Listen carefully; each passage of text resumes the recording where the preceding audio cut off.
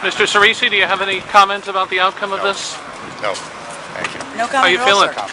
Mr. Cicilline, how's your client? Let me just say, I'm very disappointed with the verdict, and there will be an appeal. Why is it that you're disappointed, and how's your client doing? I don't believe that the evidence supported this verdict. All right, thank you. Mr. Noronha, what do you make of the verdict here?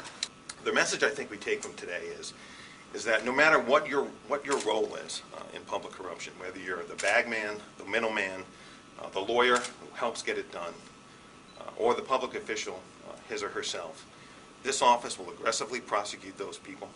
We'll keep working as hard as we can to bring them to justice.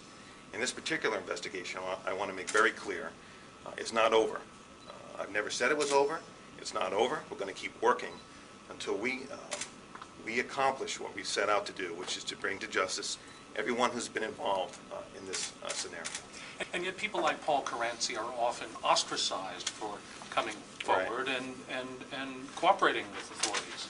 Yeah, you know, and that's I don't know that that's unique to Rhode Island, but that's a problem. And that's why when I think about sort of who does the right thing, those people who are approached and come to the police are doing what they should be doing. Those people who are approached and refuse to pay the bribe, if you will, they're doing better, but they're not doing what they should be doing. The people who are paying the bribes are just as guilty as the people who are receiving them.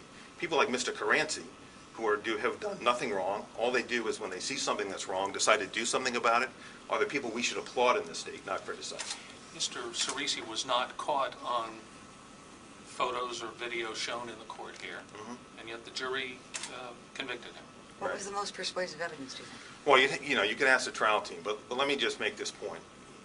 I think the judge, in her instructions, made the point about circumstantial evidence. Circumstantial evidence is every bit as strong as direct evidence. Whether you have to put the pieces of evidence together to draw the picture or you see the picture already drawn, the result is the same.